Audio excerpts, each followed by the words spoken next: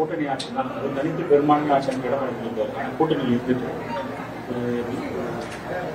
தமிழ்நாட்டில் சட்டம் ஒழுங்கு இருக்கா இல்லையான்னு தெரியல. யாருக்கும் பாதுகாப்பு இல்லாத சூழ்நிலை. பாதுகாக்க வேண்டிய காவல்துறையே ஏவல் துறையாக மாறி இன்றைக்கு குண்டர்கள் போல செயல்படுகிறார்கள். உயிருக்கு பாதுகாப்பு தர வேண்டிய காவல்துறையே உயிர் போவதற்கு காரணமாக இருந்து இன்றைக்கு தமிழ்நாடே கொந்தளித்து போயிருக்கிறது. இன்னும் சொல்ல போனா விலைவாசி விண்ணை முட்டுகின்ற அளவுக்கு உயர்ந்திருக்கிறது. இந்த ஆட்சியில யாருக்கும் நிம்மதி இல்லை.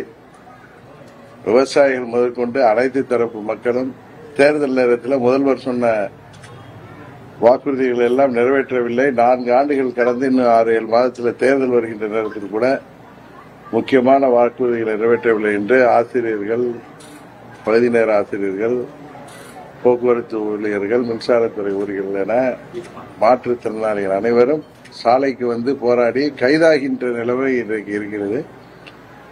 இந்த ஆட்சியின் அவலங்களை மக்களுக்கு எடுத்துச் செல்கின்ற கூட்டணி தான் எங்களது கூட்டணி. எங்களது கூட்டணி ஆட்சி அமையும் என்று அமித்ஷா அவர்கள் சொல்லியிருக்கிறார்கள். உறுதியாக திமுகவை வீழ்த்தி தமிழ்நாட்டில் மக்களாட்சி, புரட்சித் தலைவர் ஆட்சி போன்று, அம்மா அவர்கள் ஆட்சி போன்று ஒரு சிறந்த ஆட்சியை எங்களது கூட்டணி கொடுக்கும். ஒவ்வொரு கட்சிக்கும் ஒரு விருப்பம் இருக்கும். ஏற்கனவே ஆண்ட கட்சியாக இருந்தவர்கள் அதை சொல்வார்கள். பொறுத்திருந்து பாருங்கள். சுமூகமாக கூட்டணி இன்னும் பல கட்சிகள் வர இருக்கின்றன. எல்லாம் சுமூகமான ஒரு சூழ்நிலையில இந்த திமுக வீழ்த்துகின்ற மக்கள் ஆதரவோடு வீழ்த்துகின்ற சூழ்நிலை தேர்தலுக்கு முன்பு சுயராக உருவாகிடும். அதனால நீங்க ஒவ்வொரு கட்சி தலைவர்களும் சொல்கின்ற கருத்தை வைத்துக் கொண்டு அதுக்கு மாதிரி கருத்தை இப்படி கேட்டு இருக்காதீங்க. தேசிய ஜனநாயக கூட்டணியின் ஆட்சி உறுதியாக தமிழ்நாட்டில் 26 மே மாதத்தில் அமையும். சரி,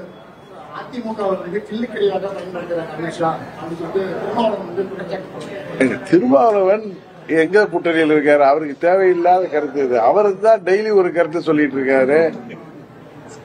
அவருடைய கருத்துக்களை பாத்தீங்கன்னா முதல் நாள் ஒண்ணு இருக்கு, அடுத்த நாள் ஒண்ணு இருக்காரு. அவர் என்னை பொறுத்தவரை சகோதரர் திருமாவளவன் அவர்கள் அரசியலுக்காக ஏதோ பேசி வருகிறார். அங்க அவங்க இருக்கிற கூட்டணியில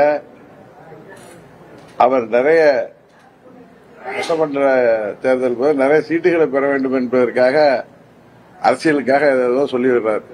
அவங்க கட்சி கூட்டணியில என்ன நடந்துட்டு இருக்கு? திரு சண்முகம் அவர்கள் சிபிஎம் லீடர் என்ன சொல்றாரு?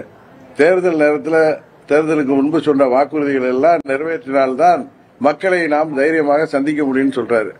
இதே திருமாவளவன் என்னெல்லாம் 6 மாதங்களாக கடந்த வருடத்திலிருந்து பேசிட்டு வர்றாருன்னு உங்களுக்கு தெரியும்.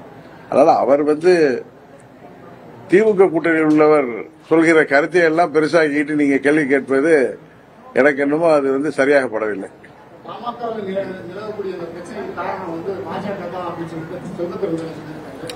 அதாங்க அவர் காங்கிரஸ் கட்சியை சேர்ந்தவர் சொல்றதெல்லாம் நீங்க வச்சுட்டு கேள்வி கேட்கலாமா?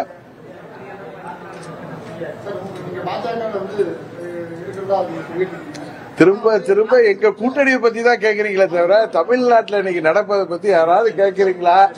டெய்லி நடக்கிற கொலைகள் பத்தி, கற்பழிப்புகள் பற்றி, 3 வயது பெண் குழந்தையிலிருந்து வயது முதிர்ந்தவர் வரை இன்றைக்கு பெண்கள் பாதுகாப்பற்ற சூழ்நிலை இருப்பது பற்றியோ, விலைவாசி விண்ணை முட்டுகின்ற அளவுக்கு உயர்ந்திருப்பதை பற்றியோ, மக்கள் பிரச்சனைகள் பற்றியோ நீங்கள் கேட்டால் அது நன்றாக இருக்கு. அதை விட்டு திசை திருப்புகின்ற விதமாக நீங்கள் ஏதோ ஆர்வத்தில் இருக்கிற கேள்விகள் இன்றைக்கு திசை திருப்புகின்ற விதமாக இருக்கிறது. ஒன்று மாத்திரம் தெரிகிறது, எப்படி திமுகவும் அதன் கூட்டணி கட்சிகளும் தேசிய ஜனநாயக கூட்டணி வலுப்பெற்று வருவதை கண்டு அச்சப்படுகிறார்களோ அதை உணர்ந்து கொண்டு நீங்கள் எங்க கூட்டணியை பற்றி கேள்வி கேட்கிறீர்கள் என்பது மாத்திரம் எனக்கு புரிகிறது. உங்களது எதிர்பார்ப்பு போல நல்ல விதமாக எங்களது கூட்டணி சிறப்பாக செயல்பட்டு மக்கள் ஆதரவோடு நீங்கள் எல்லாம் எதிர்பார்ப்பது போல இந்த திமுக ஆட்சியை, மக்கள் விரோத ஆட்சியை முடிவுக்கு கொண்டு வருவோம். ஆமா, அதான் சொல்றேன்.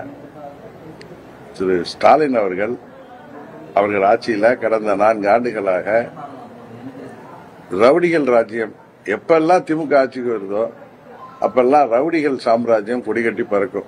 அதுக்கு நேர்முகமாகவோ இல்ல மறைமுகமாகவோ திமுகவின் ஆதரவு இருக்கும். நீங்க நல்லா பாத்தீங்கன்னா 3 வருடங்களுக்கு முன்பே நான் சொல்லியிருக்கேன், விழுப்புரம் மாவட்டத்தில் குறிப்பாக நமது விழுப்புரம் மாவட்ட பகுதியில் எனக்கு வந்த தகவலின்படி பல ரவுடிகள் திமுக கொடியை போட்டுக்கொண்டு சுற்றி வருகிறார்கள், அவர்களுக்கு பாதுகாப்பு இருக்கிறது என்று நான் சொல்லி வருகிறேன். அதுபோல போதை மருந்து கடத்தலாக இருக்கட்டும், சட்ட ஒழுங்கு பிரச்சனையாக இருக்கட்டும், இன்னும் சொல்ல போனா மணல் கடத்தலாக இருக்கட்டும், எந்த ஒரு மக்கள் விரோத செயலையும் அதில் மறைமுகமாக ஆளுங்கட்சியின் ஆதரவு இருப்பது வெளிப்படையாக ஊடகங்களிலேயே சொல்லப்படுகிறது. இதுதான் உண்மை. இப்ப லாக்அப்ல இது வரைக்கும் 25 மரணங்கள் ஏற்பட்டிருப்பது என்பது உண்மை. அதை எதிர்கட்சிகள் ஆளுங்கட்சிக்கு கண்டனம் தெரிவிப்பது யதார்த்தம். இதே திமுக தலைவர் திரு ஸ்டாலின் அவர்கள் கொரோனா நேரத்திலேயும் கடுமையான கட்டுப்பாடுகளையும் மீறி சாலையில் நின்று எவ்வளவு போராட்டங்களுக்கு தலைமை தாங்கினார். 4 பேர் கூட மக்கள் கூட வேண்டாம் என்று உலக சுகாதார நிறுவனம் கேட்டப்ப கூட அதெல்லாம் மீறி சாலைகளில் போராடினார். அதனால எதிர்கட்சிகள் அவர்கள் கடமையை செய்கிறார்கள்.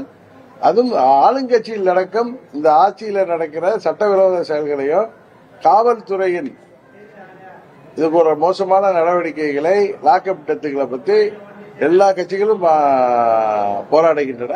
இன்றைக்கு அதன் ஒரு இதாக இன்றைக்கு சென்னையில திரு விஜய் அவர்கள் ஆர்ப்பாட்டம் செய்திருக்கிறார்.